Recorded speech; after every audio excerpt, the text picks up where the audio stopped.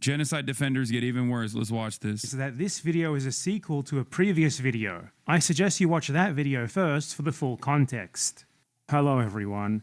I would like to offer a sincere apology to all of you regarding my previous video, where I denounced the YouTubers Destiny and Lonerbox for their support of the Gaza genocide. I feel like I really let you all down and misled you with that video, because both of them were actually a lot worse than I knew when I made it. Here's a clip that I actually just learned about, where Destiny outright says that he thinks the best solution regarding Israel and Palestine is the complete genocide of Palestinians. Honestly, I'm pro-genocide. It sounds really shitty, but I think that Israel should just drop its fucking borders about where it is now, and basically Palestinians can go live in another place. That's really shitty, but that's about where I'm at. You just think the Palestinians should just pack up and Native American the fuck out of there? The problem is that it seems like there is a hugely general hostility to Jewish people across really the entire world, but definitely the Middle East. So the problem is that as you weaken Israel's ability for Jewish people to live there, it seems like because there's a lot of different organizations across the Middle East that are highly invested in the destruction of Israel. So that's a really rough thing too. So it seems like if Israel is forced to make concessions to Palestinians, it threatens Jewish people's ability to have a homeland. And So I don't know. It's really shit. Truthfully, the answer is there's no good answer. It's hard. It's hard. It's a really, really complicated situation. Well, because it seems like appeasing either end basically means kind of the destruction of the other end. If you give the Jewish people what they want, Palestinians are essentially permanently cucked out of what they feel is their rightful homeland. And if you give Palestinians what they want, then probably a lot of Jewish people are going to die. Yeah, that's true. Now, you might say that he was just joking there, exaggerating, having a good time. I'm not exactly sure how the genocide of the Palestinian people is a laughing matter. But hey, okay. But Lonerbox actually asked him afterwards if that was his real opinion, and he made it clear to him that it was. Because I rewatched the VOD before I joined in, and it did sound like you were kind of saying that you were asked what should happen, and I think you described it yourself as having a radicalized position. It felt like when I was speaking to you about it in the moment that you kind of moved on to this just seems like the most likely thing. So I think I was giving that as a counter to you saying it was a ridiculous position, but I do think that's probably what should happen. I haven't heard a good argument for what should happen in contrast to that, short of everybody in the Middle East fucking chills the fuck out. So Destiny supports the total genocide of the Palestinian people, which was already obvious just from the sorts of things that he argues for, but that's him outright stating it and then reiterating that, he does actually think that when he was specifically given a chance to dial that back afterwards. So Lonerbox has known for quite a while, given that Destiny said it straight up to his face, that Destiny wants to genocide all Palestinians. He nonetheless has still, since then, been engaging with him more and more and more, and directly collaborating with him to the point that they are literally filming podcast episodes together in person. Now, there was not really any doubt that Destiny was a genocidal POS. Nonetheless, Lonerbox is happy to keep working with him. Lonerbox, someone who makes these moralistic attacks on other people all the time, he especially hates Hassan, and then his best buddy, his BFF, told him straight up that he supports genocide. It's only possible for you to work with someone like this after that if you just straight up don't consider Palestinians human. And speaking of that in-person... That is what it is. That's almost always what this is. And that's what it comes down to. And I think other marginalized people understand this reality much better than anybody else here, but it's unfortunately, many people don't consider Arabs, Muslims to be full status human beings and consider them at most collateral damage that they can just turn around and say, that's kind of sad about, or barbaric monsters that deserve to be put down. That's just the unfortunate reality. That's just how systematic racism works, and Islamophobia and anti-Arab racism of this sort is exactly how this operates. You might not. That's why when Asmongold got banned, I said it. Asmongold said nothing different than Bill Maher. The only difference is he said the quiet part out loud in a way that Bill Maher knows not to say, right? But it comes from the same place. And whenever people talk about the plight of the Palestinians as though they are just monsters that like even their children are dying as like collateral damage because like some of them are monstrous. That's coming from a place where like a lot of our institutions do not think that that this is a wrong way to operate. Okay? Yeah, Islam is a violent religion types. Exactly. Billions of people on the planet who are Muslim, and they're all just like operating on this very violent agenda all the time. Podcast thing they've got going on. Here's a clip of them talking very recently, which I think makes it even more clear just how callous and disgusting they are when it comes to the suffering of the Palestinian people. But they were trying to call you a pedo yesterday. So some kids are really They hot. dug in deep. Oh, Yeah, these are the people that are like working with the ADL, by the way. Just so people understand, like the people that are having this back and forth are the people that are working with the ADL to like combat anti-Semitism on Twitch. And that is what is like led to it seems a loss of revenue for a lot of content creators because of their like cynical need. Why do you just lie, lol? There is nothing I just said.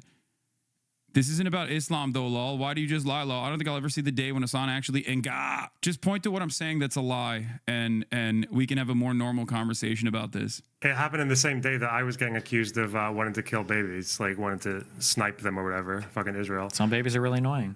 But it's like, how is it that we're both aligned then? If like you want to fucking rape the kids and I want to kill them? I'm a necrophiliac pedophile. That's the holy fucking sentence. After you kill them, I have my way with them. Jesus. We could have had a better response there. We could have said it's incompatible. Like, how can I be killing them? Okay, or that. Oh well, fuck it.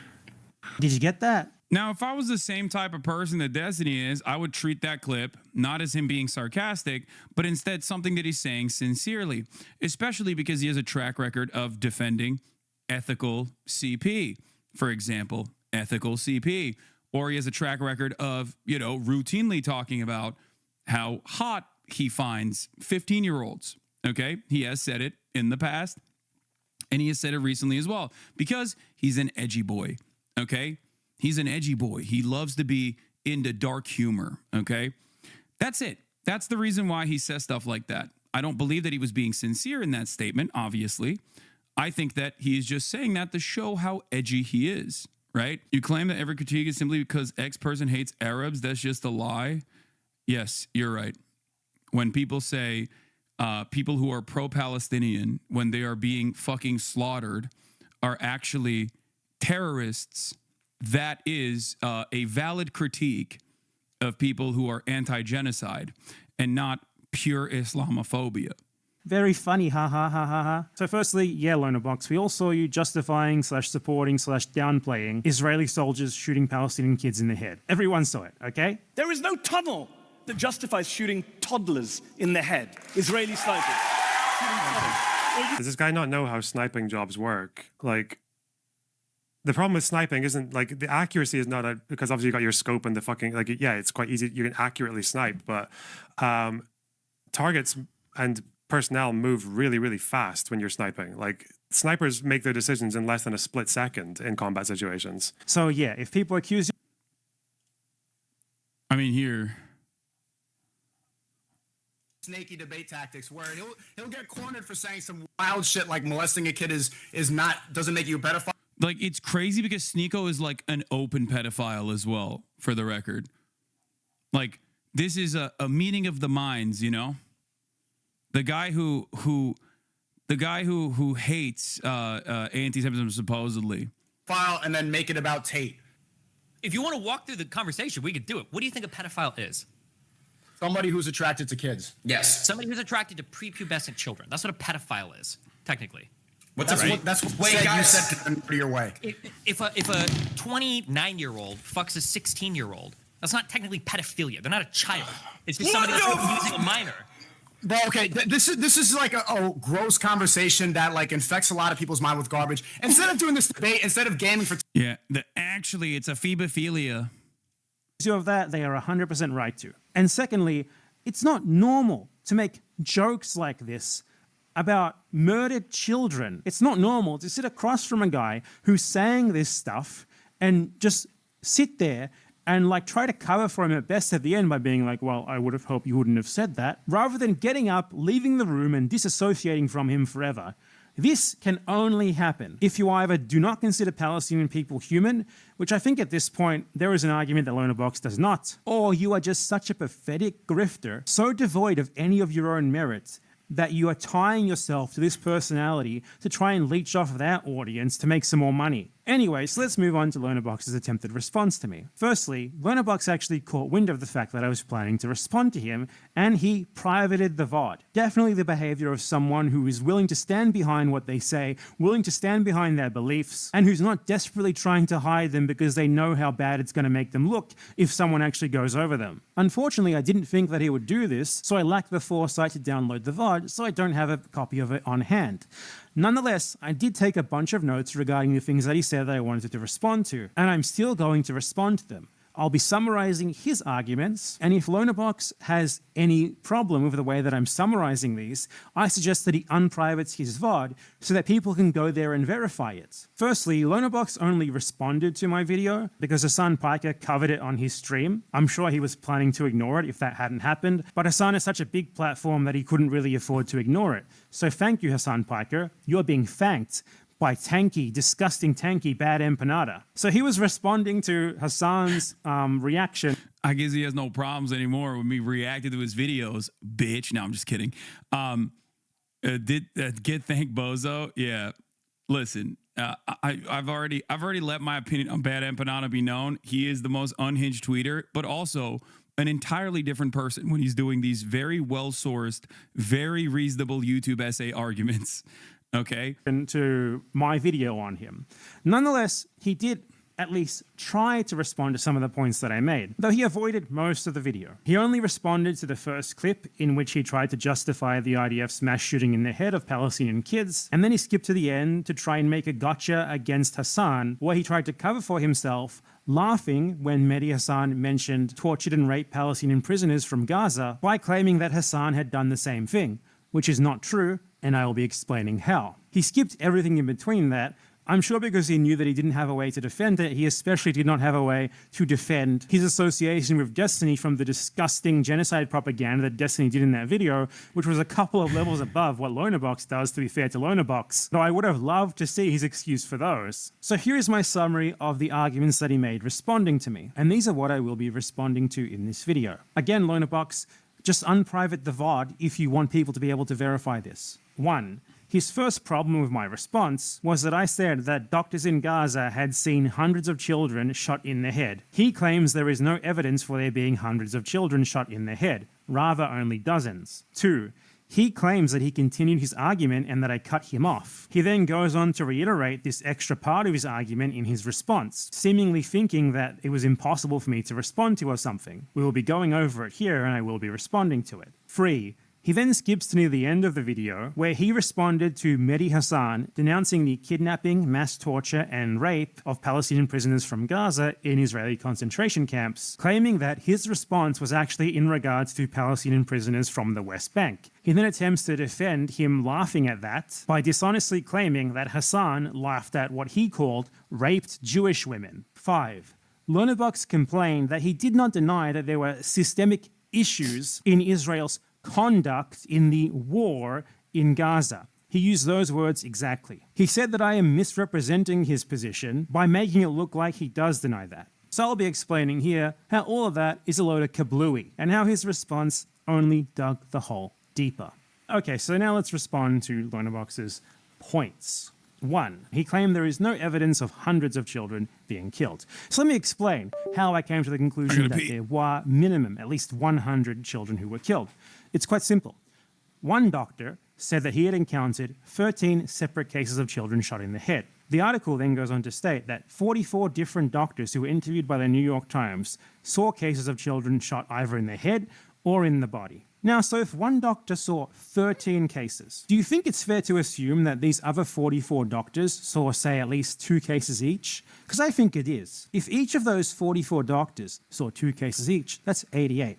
Add 13 to that, that's 101. Hundreds right away there. That is a completely fair assumption to make. In fact, if anything, that's going to be a vast underestimate because this is only a limited selection of people who were interviewed by the New York Times. Not every healthcare professional was investigated, and surely not every child shot in the head has even been accounted for. So I'm absolutely justified in saying that there was at least 100, though the real number is likely far higher. And my grounds for saying that are completely 100% solid. This is something that these people do a lot when it comes to atrocities against Palestinians, is they demand absolutely picture-perfect proof of everything, when they are willing to accept practically nothing regarding what the Israelis say about supposed atrocities against them. For example, and as we'll be going into further detail later in this video, Lonabox is someone who still spreads this idea that on October 7th, Hamas mass raped tons of Israeli women. He has never seen any evidence for that, even remotely as strong as this evidence for there being hundreds of children shot in the head by IDF soldiers presented in the New York Times, because such evidence simply does not exist. Yet he's happy to believe that. At the end of the day, I don't think the evidence of the rapes is as weak as you're making them out to be. It seems to be the evidence for it is about as good as we can get for any conflict in the past, and ones that we've happily accepted. Yet, in this case, he's like, where'd you get hundreds from? There's no evidence of that. I need picture-perfect proof. Actually, I need to see the corpse myself. I need to examine it myself. I need to get up close and personal with it myself.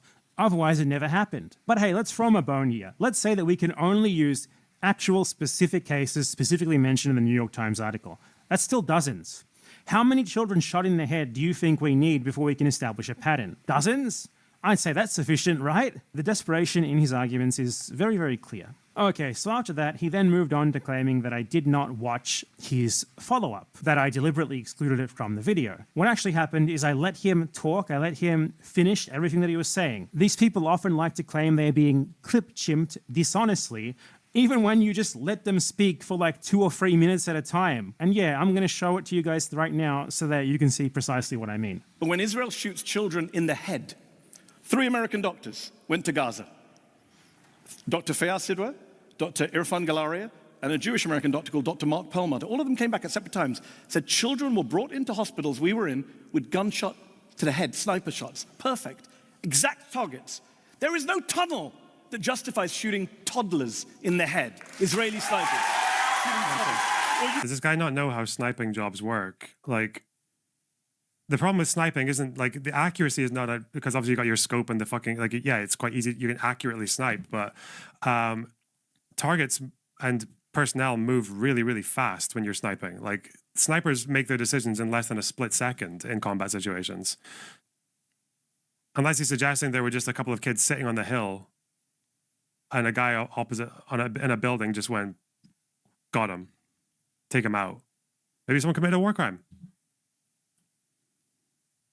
But I don't think that's Israeli policy, is to snipe kids for no reason, to snipe toddlers, but okay.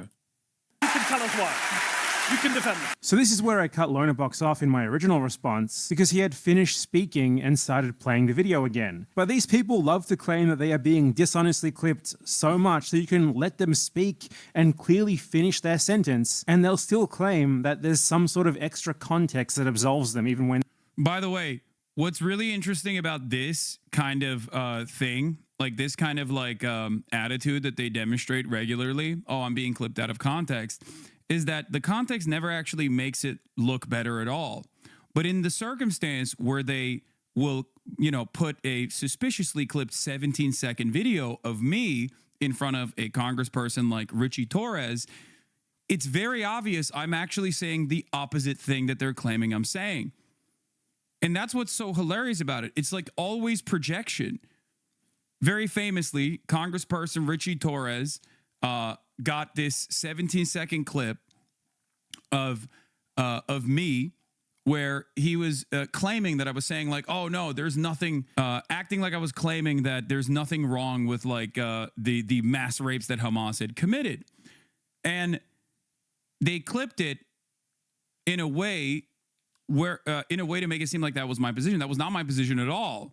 My position was that the violence that may have happened on October 7, and certainly there was plenty of it, okay, real or exaggerated, does not matter, does not justify genocide of Palestinians, okay? He tried to make it seem like I was pro-sexual violence or that I was denying Hamas rapes happening or something like that. Whereas I never said that rapes had not happened on October 7. As a matter of fact, that conversation was me talking to a random person and explaining to them why I do think that there are most likely sexual assaults that took place on October 7. So that's what's so crazy about the situation, is that they will literally fucking clip it out of context to make it seem like I am saying the exact opposite thing that I'm actually saying in that circumstance. And that clearly isn't. So let's continue listening to the argument that he makes following this one. Mehdi, Mehdi, forgive me for going abstract, but I do want to go to some principles here. So you are listing a number of specific incidents that you feel cumulatively add up to a very, very much an overreaction. Yeah, did you think? Yeah, IDF soldiers shoot each other as well. Yeah, like IDF snipers kill their own soldiers. Do they do that intentionally? Is that because Zionists are so anti-Semitic that they? I don't even know what the argument is there. Okay, so I think a fair summary of his argument here is that if you think that Israeli soldiers are systemically, intentionally shooting Palestinian kids in the head, as the evidence indicates, you must necessarily then think that because there is also evidence that IDF soldiers are killing other IDF soldiers in friendly fire accidents, that they are doing that intentionally. And he uses this like he thinks it's like a great logic lord, gotcha, and I'm totally destroyed, and that's why I had to avoid it in my initial response. Okay, so here's the thing here. Here's the thing, Loner Box. If you believe that the IDF is systematically shooting Palestinian kids in the head, you do not also need to believe that IDF soldiers are intentionally killing each other in anti-Semitic hate crime incidents. That is the simple answer there. I do not understand how you possibly came to that leap of logic, that believing one of these means you must necessarily believe the other. I don't understand how you consider yourself like a logical genius debate lord. I don't understand how you could not only Starts the argument with their context never matters, and is the argument with they don't care about my context, cry emoji. I think that applying a blanket statement like this and refusing to recognize refusing to recognize what I was saying is basically an admission of defeat. Like, you've lost it, you've lost the argument, and now you are trying to tackle a straw argument that you have cultivated. Make that point in your first video, but then go over it later in a response to my response and think that it was such a great point that you reiterated it as if it was something that I had intentionally avoided reckoning with because it was so strong. Like, literally, it can be dealt with by saying, those aren't the same thing, as I just did there. But let me explain more to you about why those very clearly aren't the same thing, okay? Are you aware that there are friendly fire deaths in every single situation involving armed conflict? Are you aware that there are not systemic, minimum dozens, more than likely hundreds of cases of children being shot in the head in every single armed conflict? Are you also aware that the logical assumption to make when a soldier kills an allied soldier is that it was an accident, whereas the logical assumption to make regarding a civilian of the enemy population being shot in the head, not once, but in dozens, hundreds of different instances, is that it is being done intentionally. I'd like to just apply your logic to World War II, my friend. German soldiers couldn't have shot those Jewish civilians intentionally.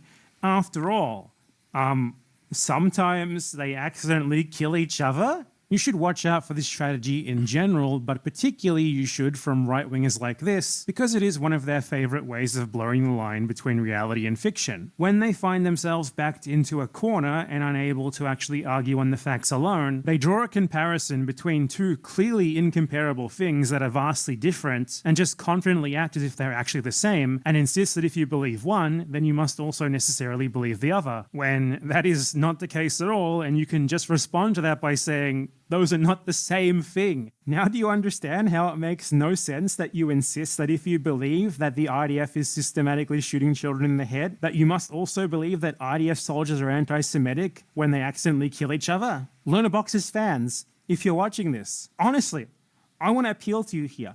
I won't delete your comment, I won't argue with you, I won't insult you or anything. Leave a comment below here and explain to us how the hell any of you heard that argument and thought that it was a good one? How any of you thought there was possibly a Motivated reasoning, cognitive dissonance. That's it. People are already primed to adopt this position, either because of their parasocial relationship with their debate daddy, or because they already feel that that was the truth. And it is much harder to re-examine your preconceived notions of how the world works than it is to just go along with it and then say that everyone else that's telling you that's not the case is actually cynically saying that for some other alternative reason. In the case of Israel, Israel is the most moral nation on the planet. It's the only democracy on the planet. It's the only democracy in the Middle East. These are very common lies that have been told over and over again, right? And if you grew up with that kind of assessment, or that Jews would be defenseless if it were not for Israel, and there is obviously historical truth for why Jewish people would want to have a nation state of their own, for the record, something that I also very readily recognize. When you pair that up with like the real historic violence that Jewish people were subjected to, whether it be pogroms or whether it be the Holocaust, you arrive at this unshakable conclusion, right? That Israel is good and the naysayers are bad. Now, when you look at why the naysayers are bad, you have to figure out why they would be bad. Are they simply attacking Israel because they see that it is unconscionable to operate an apartheid state? It's simply unconscionable to kickstart the development of a nation state by doing the Nakba, which is the ethnic displacement, forcibly ethnically displacing 750,000 indigenous Palestinians from their ancestral homelands? Or is it because of some other secret reason? And that other reason is almost always anti-Semitism. It's always anti-Semitism. That's the defense that defenders of Israel apply to the project. It is always people who are being anti-Semitic. Why do you care about Israel so much? Why do you care about Israel so much? Is it because you're secretly anti-Semitic, or is it because you're openly anti-Semitic? That's the counter to it, okay? And it can't be that it's like an apartheid regime that is backed by American tax dollars, right? It can't be that. It has to be some other reason. It has to be some cynical reason. So that's it. Most people want a comfortable narrative that allows them to feel like they're not in the wrong. Yeah, gotcha. The desperation to justify what is clearly a systemic practice that has happened far too often to be anything but intentional is disgusting. But another thing that Lonerbox did as a part of that segment is that he accused me of dishonestly claiming that he denies systemic issues in the Israeli military's supposed conduct in the supposed war in Gaza. So let me just address that here. The problem is not that you not specifically acknowledge individual instances of what you would think are excesses, or, you would use some other euphemism. You're already using euphemisms out the ass. Issues in the first place is man, what a mighty fine euphemism. You would never accept anyone talking about issues with Hamas's conduct on October 7th. So please, miss us with that shit. Yeah, I'm talking like the kids, okay? I'm talking like the little kids these days. I'm trying to be cool. I'm old. Just give me my moment. So yeah, that's a clear euphemism. But more broadly, what you argued, specifically, I showed the clip in my original response. I'll show it again here. Tonight you can choose to be on the side not of cruelty, not of criminality, but on the side of the innocent people of Gaza who are being killed as we speak tonight, as we speak, by Elon's former colleagues in the Israeli military on the orders of Elon's former bosses in the Israeli government. So yes, I choose to oppose this horrific and homicidal motion. Thank you. I think the problem is that if you want to get, I'm trying to think of like how you would illustrate what's wrong with what Mehdi's saying. Is let's assume that every case that Mehdi put forward was true. When he talks about particular instances. Chat, I know the ADL tweet. I saw it, okay? I saw it as soon as it was dropped. Hey, ADL, y'all got any statement on how someone who said COVID was engineered to spare Jewish people is being nominated to be the head of Health and Human Services? We got, when one of the largest streamers on Twitch, Hassan Piker, spends the hours after the Amsterdam pogrom minimizing its harm without consequence, it's clear the platform still has far to go. It's like the WCK bombing, or the person who was the child who was shot while they were in a car, or like all this kind of stuff. So if they're talking about that, then it's kind of like saying that doesn't really, you could just argue none of that actually says whether or not the broad military campaign is justified or not. You understand that, right? What you argued there is that people cannot take all of the things that Israel is doing in Gaza, which really are most characteristic of what they are doing in Gaza, and that we are not allowed to put them all together to form an assessment of precisely why they are in Gaza and why they are doing these things, which is, ethnic cleansing and genocide. Your strategy of genocide apologism, of downplaying the genocide, is centered around this idea where you try to frame Israeli crimes as sort of isolated incidents, or at best, some sort of problem with systemic behavior, but in isolation, that is not broadly indicative of why the IDF is in Gaza in the first place and why they are doing the things that they are clearly doing. If someone's there in 1944 telling us that they agree that there are some systemic issues in the German military, yet also argue that the wider Holocaust isn't happening, that's still a Holocaust denier, isn't it? In short, you clearly believe that it should be impermissible to consider all of these things together. The reason why you might be happy to acknowledge a crime in isolation or even a systemic practice in isolation without connecting it to the broader campaign of genocide and ethnic cleansing is because, for one, it just sells better. You can keep up this aura of fake nuance that you've got going and maybe pull into genocidal Zionism some well-meaning pro-Palestine people who don't know much yet, if you are at least willing to concede a thing here or there against Israel, especially when the evidence is so ridiculously strong that you can't simply deny it, though you still do that most of the time anyway. And two, it's also because you know that if you actually consider it as a coherent whole, it makes it clear that it is genocide and ethnic cleansing, and you're trying to apologize for the genocide and ethnic cleansing, you're trying to enable it. It really is that simple, and it's ridiculous that you try to deny it. The evidence of this being your goal, of this being what you want, is just so obvious. It's clear from your immediate gut reaction to everything just being to try and justify or downplay. It's blatantly obvious what you're trying to do. And you know why it's obvious? From a pattern of conduct. Not from taking one of your arguments in isolation, but from taking all the different arguments that you make that always just so happen to be apologizing for or downplaying the genocide in Gaza and putting them together to form a coherent whole. And that is how we can deduce that you are a genocide apologist / enabler. Same exact thing with what Israel is doing in Gaza. Why does Israel keep bombing women and children and the elderly? Why are Israeli soldiers shooting a bunch of kids in the head? Why do Israeli soldiers keep uploading to their public social media profiles videos and pictures of them committing war crimes with captions that say hell yeah, we love war crimes, I love genocide, I love to kill babies, I can't wait to settle Gaza? Why is it that the IDF is just massacring people? Why is it that they are mass expelling people? Why is it they have destroyed most of Gaza? Systemic issues? Learner box? Or is it because the ethnic cleansing and the genocide that they're clearly doing are the point? Is it because of a pattern of conduct that is clearly and easily recognizable, that adds up to a coherent whole? Yes, it is, and this coherent whole is what you and your disgusting cronies specifically tried to avoid. It's why you got so angry at Mehdi Hassan for taking a list of crimes and putting them all together to make a broader argument about what Israel is doing in Gaza and why they are doing it.